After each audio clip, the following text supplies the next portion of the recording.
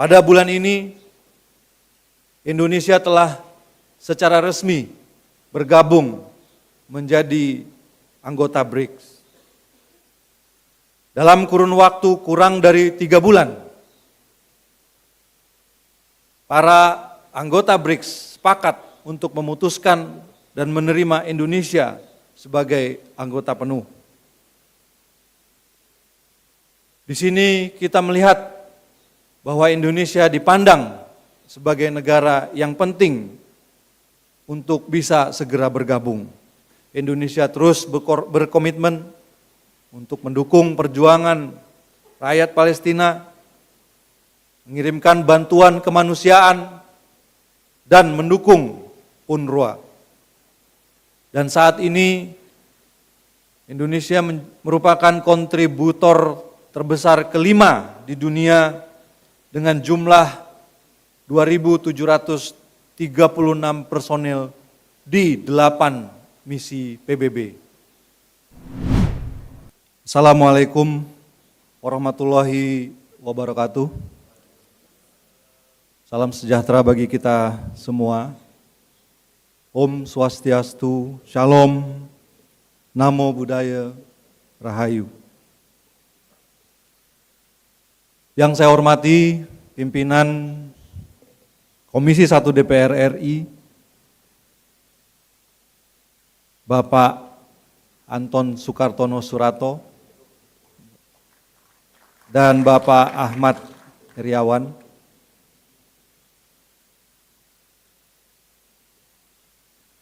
Yang mulia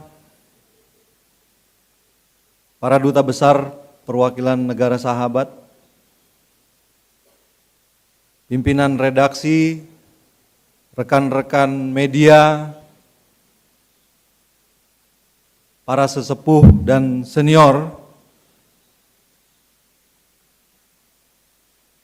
hadir pada pagi hari ini Menteri Luar Negeri 2004-2009, Bapak Hasan Wirayuda.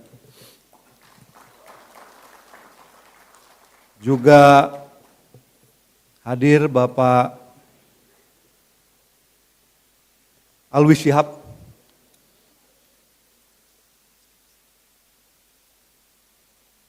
dan para diplomat Indonesia, para sesepuh dan senior. Sebuah kehormatan untuk bisa menghadiri acara pernyataan pers tahunan Menteri Luar Negeri pada pagi hari ini. Bapak-bapak dan ibu-ibu sekalian yang saya hormati. Mengawali pernyataan pers tahunan ini, izinkan saya atas nama pribadi dan atas nama seluruh jajaran Kementerian Luar Negeri mengucapkan selamat tahun baru 2025. Tahun baru ini merupakan gerbang pembuka harapan baru, dan melalui komitmen serta kerja keras, Indonesia akan terus melangkah maju di tahun 2025 ini dalam upayanya untuk membawa perdamaian dan ketertiban serta kesejahteraan bagi dunia.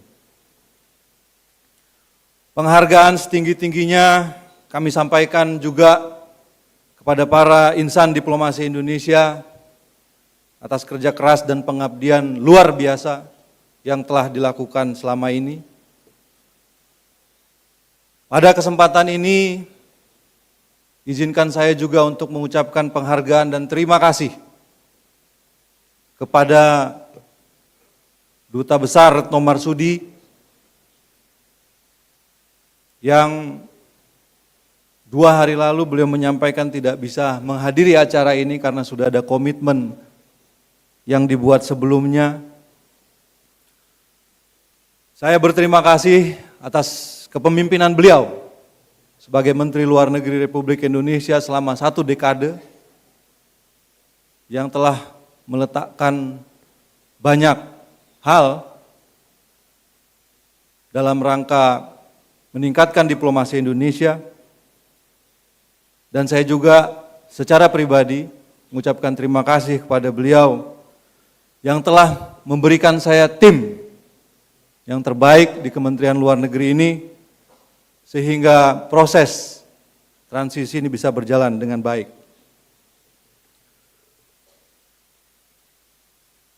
Penghargaan yang tinggi dan sebesar-besarnya ini juga tentu kami sampaikan kepada Duta Besar Hasan Wirayuda, Profesor Alwi Shihab, para sesepuh dan diplomat senior Indonesia yang telah memberikan kehormatan dengan hadir pada acara pada pagi hari ini. Dalam kesempatan ini kami juga didampingi oleh 3 wakil menteri luar negeri. Yang pertama, Bapak Wakil Menteri Luar Negeri Anies Mata. Kemudian Bapak Arman Hatta Nasir dan Bapak Arif Hafaz Sugroseno.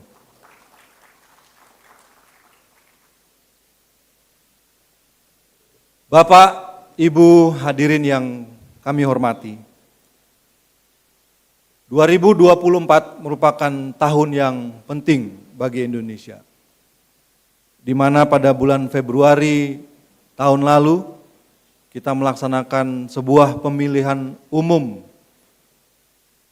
satu hari yang terbesar di dunia, yang diselenggarakan oleh negara demokrasi terbesar ketiga di dunia. Puji syukur kehadirat Tuhan yang Maha Kuasa karena pelaksanaan pemilu tersebut dan proses transisi pemerintahan yang mengikutinya berjalan dengan sejuk, baik, dan damai. Sehingga tercipta sebuah suasana dan stabilitas politik yang kuat dan kondusif, yang merupakan sebuah fondasi penting bagi keberlanjutan pembangunan nasional kita dan merupakan salah satu pilar perdamaian di kawasan. Sumbangsih Indonesia, sumbangsih pemilihan umum Indonesia yang berjalan lancar, aman, dan tertib, serta transisi yang berjalan mengikutinya merupakan sebuah sumbangsih besar bagi kawasan. Kendati demikian, Indonesia juga tidak imun terhadap berbagai tantangan, ancaman, dan hambatan ke depan. Di tahun 2025 ini banyak tantangan-tantangan yang strategis bagi pembangunan dan keberlanjutan pembangunan bangsa kita. Dunia dihadapkan pada berbagai krisis yang saling berkaitan atau polikrisis. Kita lihat dari Timur Tengah hingga Eropa, dari Afrika hingga Amerika dan Karibia, hampir tidak ada kawasan di dunia ini yang sepenuhnya terbebas dari konflik dan ketegangan. Di kawasan kita sendiri pun di Asia tidak luput dari berbagai ketegangan dan konflik yang bisa saja berkembang menjadi konflik yang lebih terbuka dengan rivalitas geopolitik yang semakin meruncing. Lebih dekat lagi, perang saudara yang mengakibatkan krisis kemanusiaan di Myanmar, termasuk memburuknya nasib pengungsi Rohingya yang memberikan dampak yang luas ke negara-negara tetangganya termasuk Indonesia. Selain itu, di saat yang sama, dunia juga mengalami krisis iklim yang nyata. Yang jika tidak ada aksi-aksi yang dilakukan, suhu bumi akan naik di atas 1,5 derajat Celcius dalam beberapa tahun ke depan. Dunia juga mengalami tantangan krisis pangan, energi, dan air yang bisa memperburuk kondisi kerawanan global, mengancam keselamatan jiwa, dan memberi dampak yang besar pada perdamaian dan ketertiban dunia. Pesatnya perkembangan teknologi seperti kecerdasan artifisial juga selain memberikan fasilitas dan kemudahan bagi kehidupan manusia, namun di sisi lain juga bisa menjadi tantangan terhadap perdamaian dan stabilitas global. Oleh karena itu, perlu langkah-langkah yang optimal untuk memanfaatkan semua kesempatan yang timbul dari tantangan-tantangan tersebut. Ironisnya, di tengah berbagai tantangan, solidaritas dan kerjasama global justru memudar, di mana multilateralisme kehilangan daya, hukum internasional dan piagam PBB semakin tidak dihormati, arsitektur ekonomi dunia yang tidak lagi sesuai untuk menjawab tantangan zaman dan kebutuhan sebagian besar negara-negara global. Komitmen negara-negara pendiri sistem internasional juga melemah terhadap sistem yang sejatinya mereka bentuk. Semangat reformasi multilateral jalan di tempat, dan banyak negara yang enggan untuk memperbaikinya karena terus ingin mempertahankan dominasi dan status quo. Jika situasi ini dibiarkan, maka sistem tata kelola global bisa mati suri, negara-negara berkembang akan kian terpinggirkan, bahkan bukan tidak mungkin konflik yang sifatnya global, terbuka, dan skenario terburuk termasuk perang nuklir bisa terjadi. Oleh karena itu,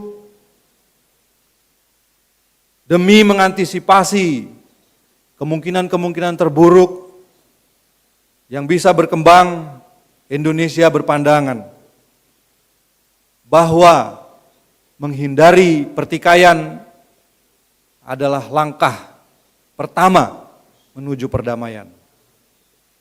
Setiap konflik harus diidentifikasi dan ditangani sedini mungkin sebelum semua terlambat dan merembet menjadi konflik yang tidak terkendali. Bapak dan Ibu serta hadirin yang kami hormati, sejarah diplomasi Indonesia menunjukkan bahwa Indonesia tidak pernah tinggal diam atau sekedar menerima kenyataan yang terjadi dalam lingkungan strategis global. Mulai dari konferensi Asia Afrika di tahun 1955, kemudian terbentuknya ASEAN di tahun 1967, dari menggagas konsep negara kepulauan yang diakui dunia dalam UNCLOS 1982, hingga ASEAN Outlook on the Indo-Pacific di tahun 2019. Sejarah diplomasi Indonesia konsisten menunjukkan bahwa Indonesia merupakan pelopor perubahan dan selalu menjadi bagian dari solusi serta jembatan berbagai perbedaan. Namun tentu saja jembatan itu tidak cukup hanya dibangun, tetapi juga harus bisa dilalui bersama. Seperti pesan Presiden Prabowo Subianto, saya kutip, that prosperity can only come from peace. Peace comes from understanding, and understanding comes from engagement and negotiation. Visi Presiden Prabowo tersebut berangkat dari keyakinan bahwa perdamaian hanya akan bisa tercipta jika kita bekerja sama. Dunia tidak membutuhkan lebih banyak perpecahan dan rivalitas. Namun sebaliknya, dunia membutuhkan kepemimpinan yang kolaboratif, inklusif, dengan merangkul semuanya. Karena sesuai dengan pepatah kuno bahwa 1000 kawan terlalu sedikit, 1 musuh terlalu banyak. Kepemimpinan yang menjawab tantangan secara berani melalui cara-cara yang inovatif. Di bawah kepemimpinan Presiden Prabowo, Indonesia akan menempatkan diri di panggung dunia sesuai dengan marwahnya sebagai sebuah negara besar dan sebagai mitra terpercaya serta tetangga yang baik. Dalam konteks ini, maka diplomasi kita tidak hanya responsif terhadap krisis, namun juga harus bersifat antisipatif, progresif, dan visioner. Diplomasi yang mengedepankan nilai-nilai kemanusiaan, persatuan, keberpihakan pada kesejahteraan rakyat dan keadilan bagi semua. Dengan kata lain, diplomasi yang berasal dari nilai-nilai luhur bangsa seperti yang tercantum dalam Pancasila dan Astacita sebagai panduan strategisnya. Ibu dan Bapak yang saya hormati, langkah-langkah konkret dan berani telah dan akan diwujudkan melalui diplomasi aktif yang dipimpin oleh Presiden Prabowo. Dalam berbagai pertemuan, Bapak Presiden dengan para pemimpin dunia tampak besar banyak harapan yang tinggi yang diletakkan kepada Indonesia untuk berperan lebih di panggung internasional. Seperti kita ketahui bersama, tugas saya sebagai Menteri Luar Negeri dibuka dengan mewakili Presiden Prabowo pada pertemuan BRICS Plus Summit di Kazan, Rusia pada tanggal 24 Oktober 2024. Di mana di sana Indonesia menyatakan keinginannya untuk bergabung dan masuk menjadi anggota penuh BRICS. Dan pada bulan ini Indonesia telah secara resmi bergabung menjadi anggota BRICS. Dalam kurun waktu kurang dari 3 bulan, para anggota BRICS sepakat untuk memutuskan dan menerima Indonesia sebagai anggota penuh. Di sini kita melihat bahwa Indonesia dipandang sebagai negara yang penting untuk bisa segera bergabung. Awalnya banyak pihak yang mempertanyakan mengenai keputusan Indonesia masuk sebagai anggota BRICS dan dianggap sebagai sesuatu yang melenceng dari prinsip politik luar negeri kita yang bebas aktif. Namun justru sebaliknya, keanggotaan Indonesia di BRICS adalah merupakan wujud dari politik luar negeri Indonesia yang bebas aktif itu sendiri.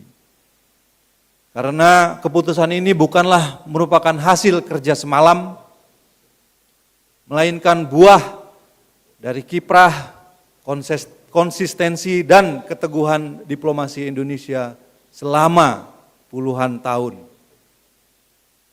Sebagai anggota BRICS, Indonesia akan memastikan untuk menjembatani kepentingan negara-negara berkembang dan kawasan Indo-Pasifik. Dan akan terus aktif mencegah meruncingnya persaingan geoekonomi dan geopolitik. Keanggotaan Indonesia di dalam BRICS bukanlah merupakan sesuatu kebijakan yang terisolir. Sebelumnya, kita juga aktif di kelompok multilateral yang lain, seperti G20, APEC, IPEF, MIKTA, dan CPTPP.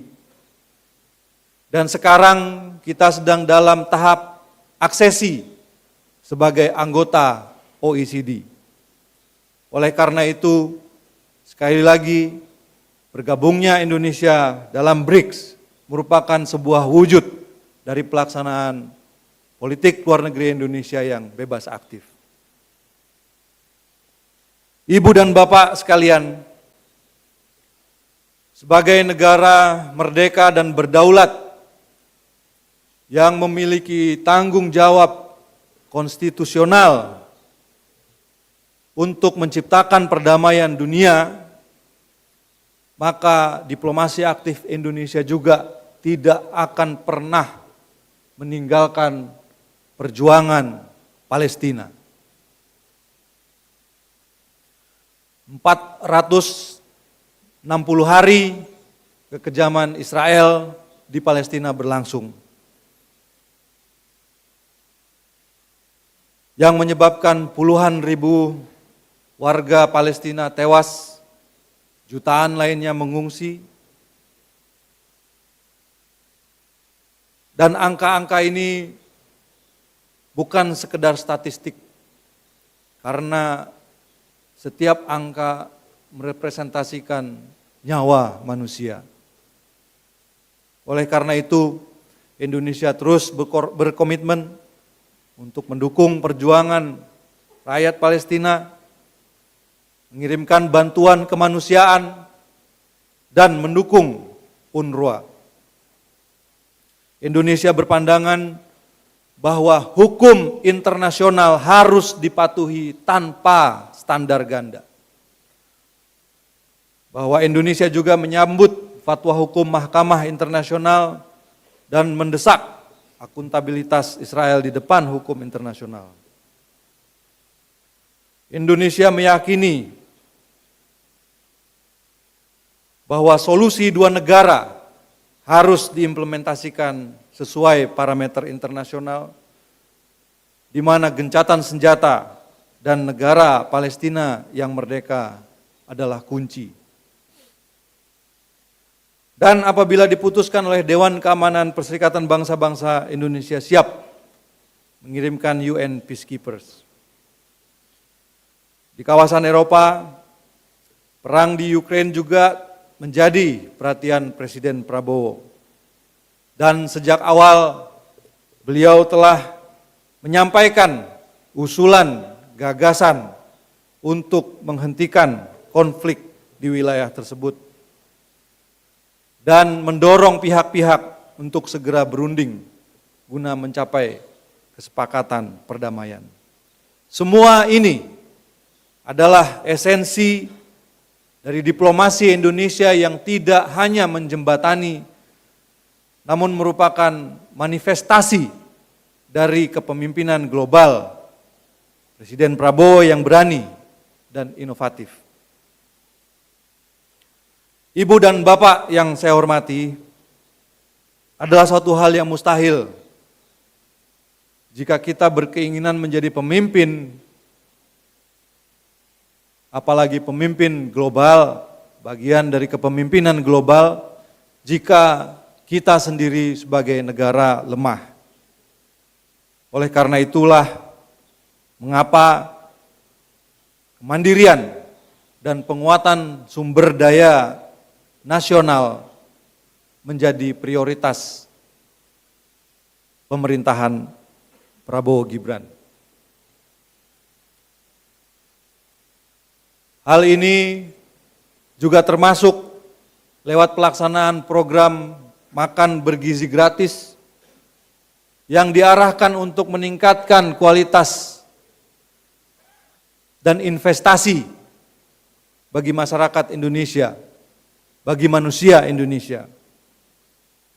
Karena suatu negara hanya akan dihormati dan disegani jika rakyatnya makmur, rakyatnya cerdas, rakyatnya sejahtera, dan ada keadilan di dalamnya. Hal ini juga sejalan dengan arahan Presiden Prabowo di mana peran internasional dan pembangunan nasional harus berjalan seiring dan seimbang.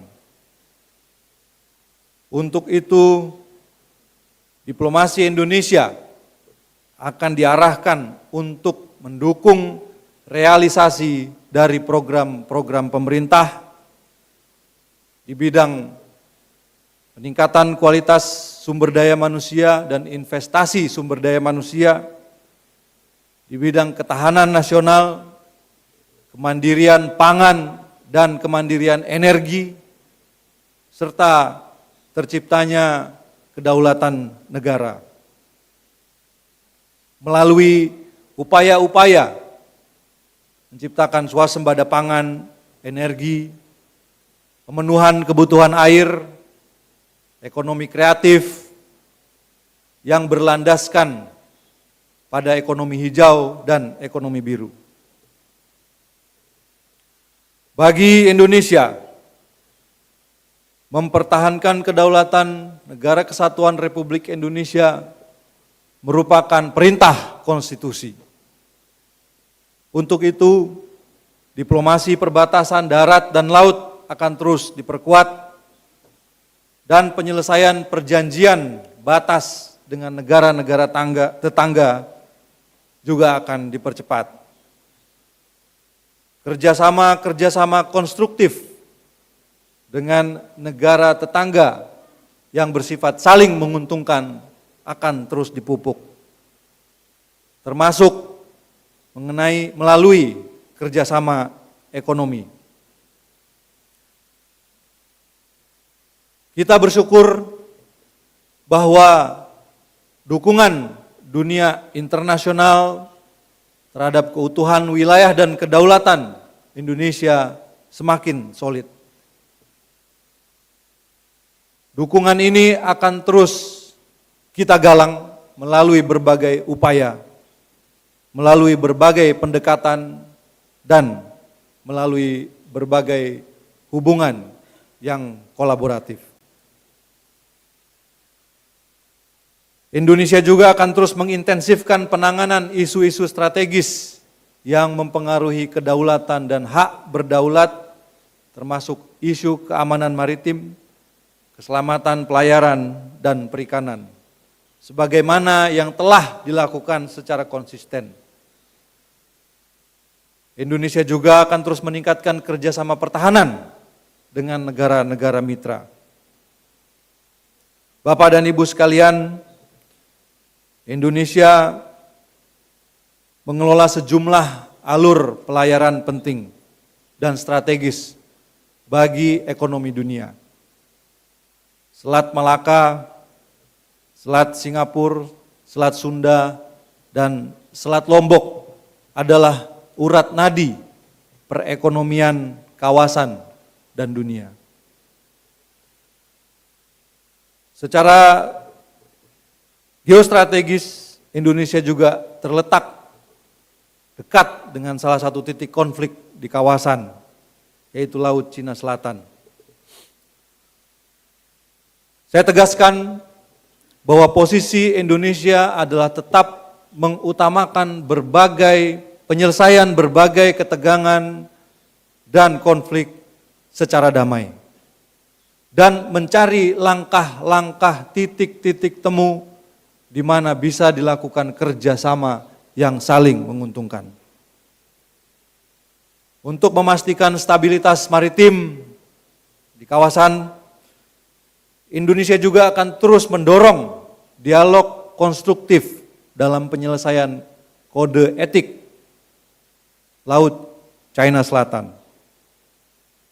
Dalam konteks ini, saya juga ingin menegaskan bahwa diplomasi Indonesia akan tetap berpegang teguh pada tujuan negara seperti yang tercantum di dalam pembukaan Undang-Undang Dasar 1945, yaitu melindungi segenap bangsa Indonesia dan seluruh tumpah darah Indonesia, termasuk kedaulatan wilayah negara kesatuan Republik Indonesia. Posisi Indonesia tetap konsisten dan berpegang teguh pada hukum internasional yang berlaku, termasuk Konvensi Hukum Laut UNCLOS 1982.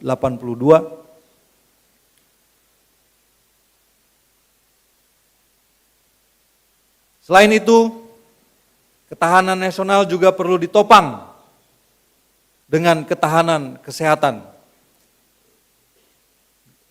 Dunia belajar bahwa pandemi COVID merupakan sebuah wake up call yang begitu keras bagi kita semuanya. Belajar dari pengalaman tersebut, diplomasi kesehatan Indonesia juga akan dijalankan secara komprehensif. Kita bekerja sama dengan semua pihak untuk meningkatkan dan memperkuat kapasitas sumber daya manusia kita, serta melakukan upaya-upaya untuk menciptakan kemandirian obat dan vaksin nasional. Indonesia juga akan terus memperkuat arsitektur kesehatan global yang lebih tanggap dalam rangka menjawab tantangan wabah penyakit dan pandemi di masa depan yang juga terus berkembang. Karena kita berpendapat bahwa isu kesehatan global seharusnya merupakan bagian dari kepentingan kita bersama. Bukan menjadi faktor pemisah antar negara, di mana persaingan geopolitik tidak boleh menghalangi upaya-upaya kemanusiaan. Bapak dan Ibu yang saya hormati, Astacita juga memuat visi Indonesia yang ingin terus memantapkan supremasi dan perannya di tingkat global. Presiden Prabowo telah menegaskan bahwa Indonesia ingin menjadi tetangga yang baik. Tentu saja sebagai tetangga hal ini bermula dari kawasan ASEAN. Sejak terpilih bahkan sebelum dilantik, beliau sudah melakukan kunjungan ke negara-negara ASEAN. Hal ini menunjukkan pentingnya ASEAN bagi Indonesia. Ke depan, Indonesia akan terus mengedepankan kesatuan dan sentralitas ASEAN di kawasan. Dalam konstelasi geopolitik Asia Pasifik saat ini, sentralitas tersebut juga bermakna pelaksanaan kewajiban hukum para negara sahabat di luar kawasan yang telah melakukan aksesi terhadap Traktat Persahabatan dan Kerjasama atau Treaty on Amity and Cooperation. Untuk itu, Indonesia akan terus mendorong dukungan dan penghormatan terhadap TAC yang semakin luas. Indonesia juga akan berupaya aktif membantu penyelesaian krisis politik dan kemanusiaan di Myanmar. Di kawasan yang lebih luas, Indonesia juga berkomitmen untuk memperkuat hubungan-hubungan dengan negara-negara Pasifik, menjadi mitra pembangunan yang setara di Pasifik, dengan dilandasi oleh prinsip-prinsip saling menghormati dan menghargai.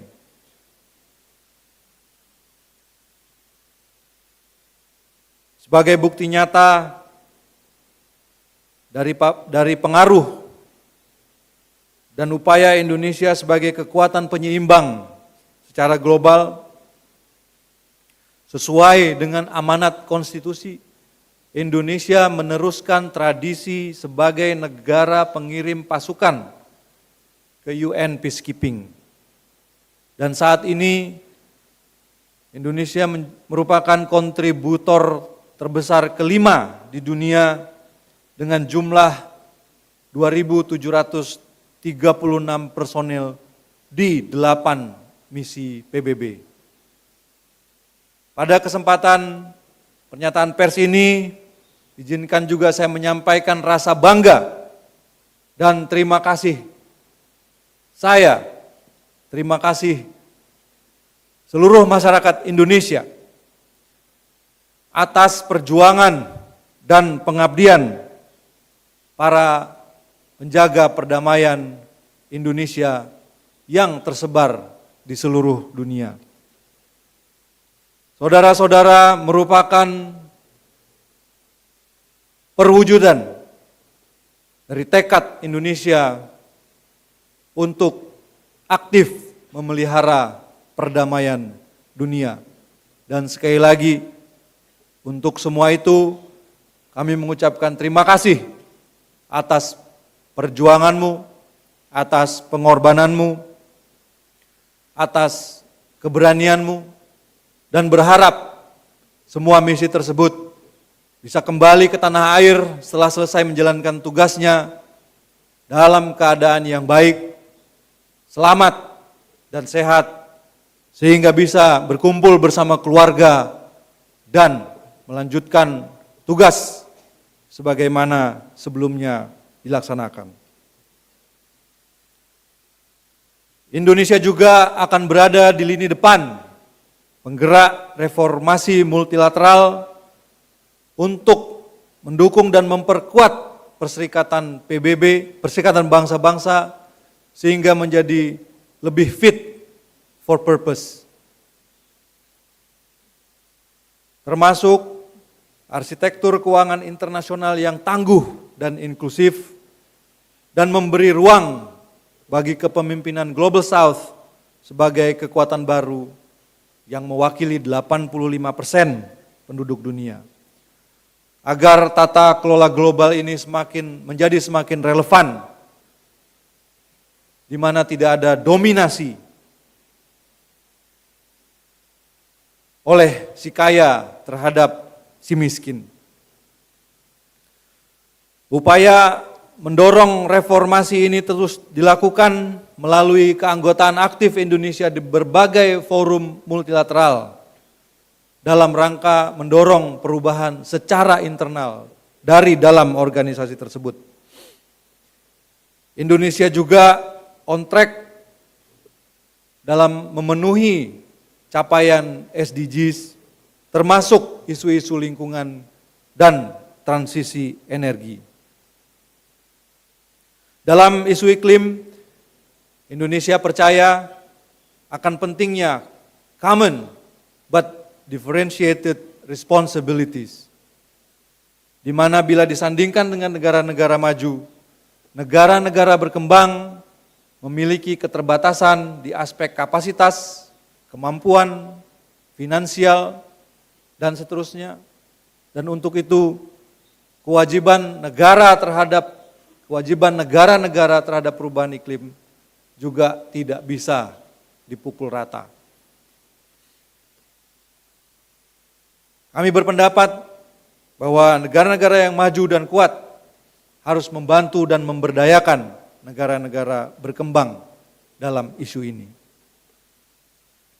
Presiden Prabowo juga telah menekankan bahwa Indonesia memiliki komitmen penuh dalam merespon krisis iklim global dan melakukan upaya-upaya mewujudkan emisi nol karbon, termasuk melalui pengembangan pasar karbon yang berkeadilan. Ibu, Bapak, dan yang saya hormati, ekonomi makro Indonesia pada saat ini berada dalam suasana yang stabil dan terjaga. Proyeksi positif dari OECD dan Bank Dunia mencerminkan bahwa Indonesia memiliki ketahanan ekonomi di tengah ketidakpastian global yang terjadi dewasa ini. Stabilitas ekonomi domestik merupakan fondasi yang solid bagi pembangunan dan menjadi modal kuat bagi Indonesia untuk bisa terus berkontribusi aktif dalam upaya-upaya perdamaian dan kesejahteraan dunia.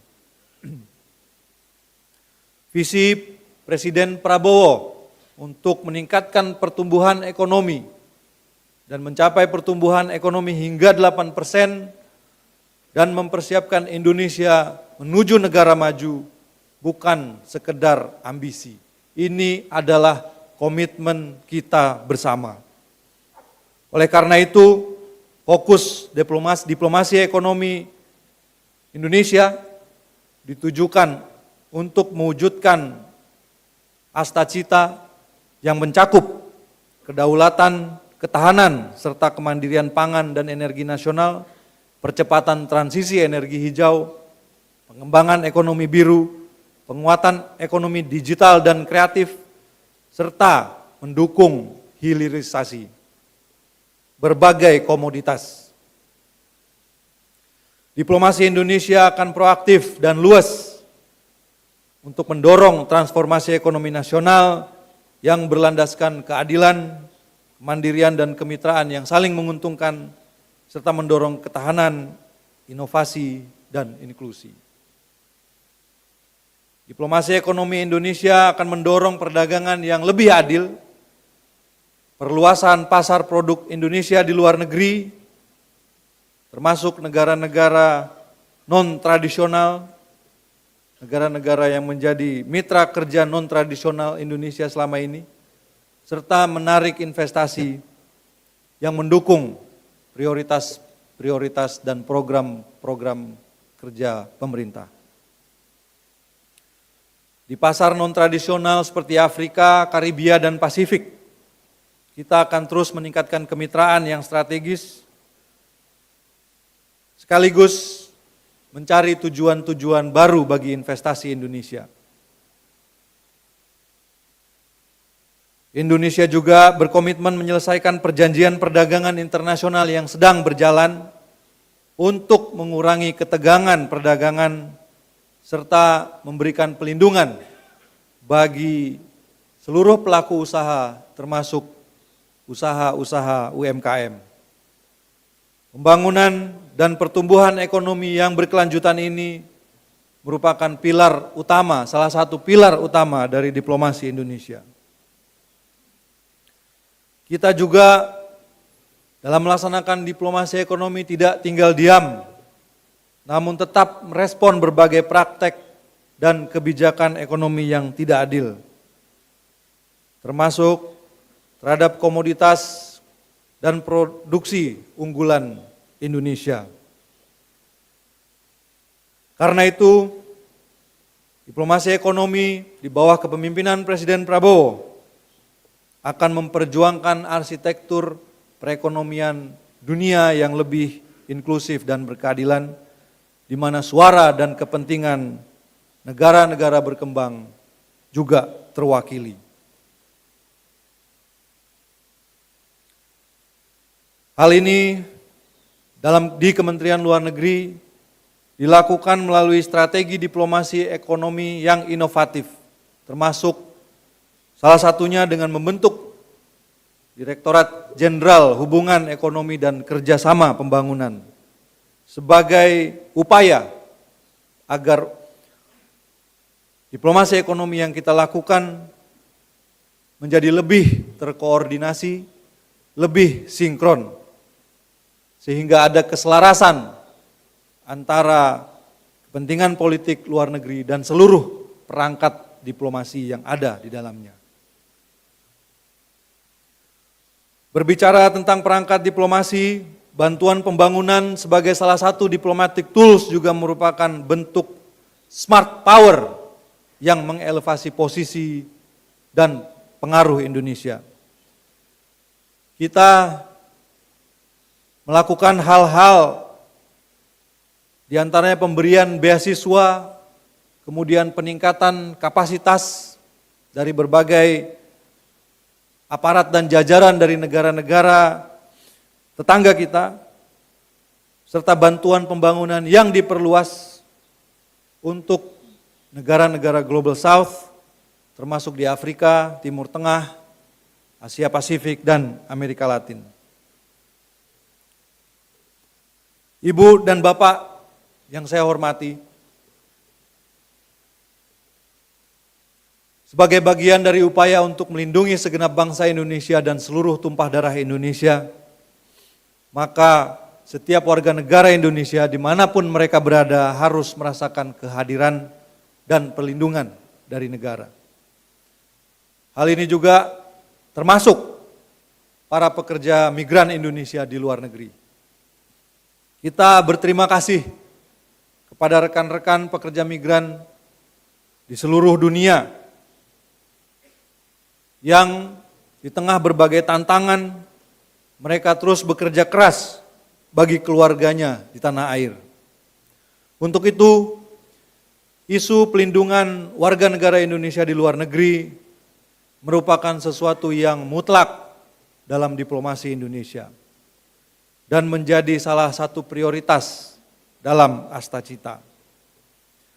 Hal ini sudah dicontohkan oleh Presiden Prabowo, bahkan jauh sebelum beliau menjadi presiden, melalui tindakan nyata untuk membebaskan warga negara Indonesia dari ancaman hukuman mati.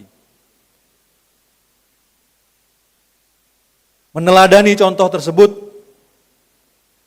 Kementerian Luar Negeri akan terus memperkuat kebijakan-kebijakan terkait isu pelindungan warga negara Indonesia dan melakukan upaya-upaya yang sifatnya lebih antisipatif dibandingkan daripada hal-hal yang bersifat reaktif. Kita juga akan bekerja sama dengan kementerian-kementerian terkait untuk menciptakan suatu sistem pelindungan yang komprehensif, dimulai dari hulu sampai nanti pada saat para pekerja migran Indonesia ditempatkan di tempat bekerjanya masing-masing. Kita ingin menciptakan sebuah koridor migrasi yang aman hingga membentuk tim respon krisis yang salah satu buktinya telah kita lakukan, yaitu mengevakuasi warga negara Indonesia pada saat konflik di Suriah beberapa waktu yang lalu. Pemanfaatan mekanisme regional seperti ASEAN dan Bali Proses juga menjadi strategi untuk mengatasi kejahatan-kejahatan transnasional, termasuk penanganan isu-isu online scamming. Demikian pula halnya dengan peningkatan peran diaspora kita. Diplomasi kita akan menjangkau diaspora Indonesia di berbagai belahan dunia, dan pada kesempatan ini pula saya ingin mengucapkan terima kasih kepada lebih dari 8 juta jiwa diaspora Indonesia di seluruh dunia. Bapak dan Ibu merupakan aset strategis bangsa. Pemerintahan Presiden Prabowo mengajak Bapak dan Ibu para diaspora untuk bekerja sama membangun bangsa sesuai dengan kemampuan dan kapasitas masing-masing di berbagai medan pengabdian, dan kami kira inilah saatnya kita merubah brain drain Indonesia menjadi brain gain for Indonesia. Kita bertekad untuk menciptakan jaringan talenta global Indonesia dalam rangka membangun dan mencari inovasi-inovasi baru yang bermanfaat bagi perkembangan dan pembangunan bangsa dan negara. Terakhir, saya ingin menyampaikan bahwa visi Indonesia 2045 membutuhkan suatu postur diplomasi yang tangguh, yang sesuai dengan marwah Indonesia sebagai sebuah negara besar. Kita akan melakukan upaya-upaya untuk menjaga wibawa politik luar negeri Indonesia dan menunjukkan diri sebagai negara yang besar dan berdaulat di mata masyarakat internasional. Untuk itu, diplomasi Indonesia harus bisa beradaptasi dan tidak lagi terjebak dalam rutinitas.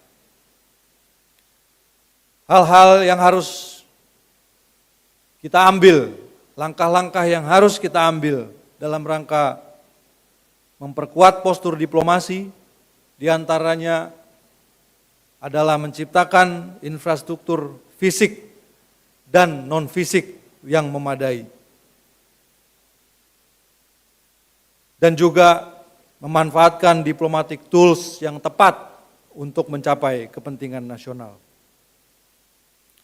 Dalam menghadapi tantangan global ini, peningkatan kapasitas Kementerian Luar Negeri juga diperlukan dan kita membutuhkan diplomat-diplomat yang tangguh, kreatif, gesit, dan berani, didukung oleh sistem data dan komunikasi yang responsif. Bapak dan Ibu yang saya hormati, diplomasi adalah sebuah kerja kolektif dan kami hanya bisa melangkah sejauh dukungan yang dibangun bersama. Sebagai salah satu mitra penting, media dan pers telah menjadi jembatan komunikasi antara pemerintah dan masyarakat, serta mendorong utama transparansi, akuntabilitas, dan keterbukaan informasi. Oleh karena itu, izinkan saya juga pada kesempatan ini mengucapkan apresiasi dan penghargaan saya yang setinggi-tingginya kepada rekan-rekan media atas dedikasinya menyampaikan informasi secara cepat, akurat, dan profesional dalam rangka mendukung pelaksanaan diplomasi Indonesia. Kemlu akan terus melanjutkan komitmen untuk menciptakan komunikasi yang mengalir dan hangat kepada rekan-rekan di media. Kami juga mengucapkan terima kasih kepada mitra Kementerian Luar Negeri selama ini, Komisi 1 DPR RI, kementerian-kementerian dan lembaga yang lain, BUMN dan sektor swasta, think tank, sivitas akademika dari berbagai perguruan tinggi, para perwakilan negara-negara sahabat, dan organisasi-organisasi internasional. Semoga kerjasama yang telah terjalin baik dengan institusi Kementerian Luar Negeri ini dapat terus berjalan sebagaimana yang telah tercipta dan diciptakan oleh para pendahulu-pendahulu saya.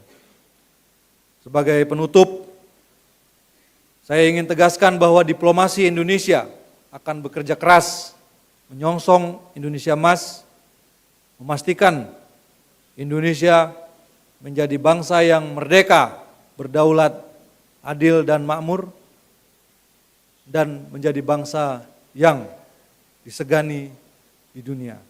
Semoga Tuhan Yang Maha Esa senantiasa menyertai langkah-langkah diplomasi Indonesia. Terima kasih.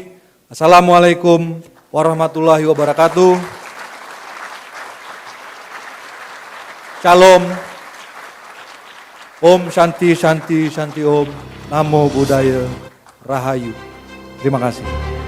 Terima kasih Bapak Menteri Luar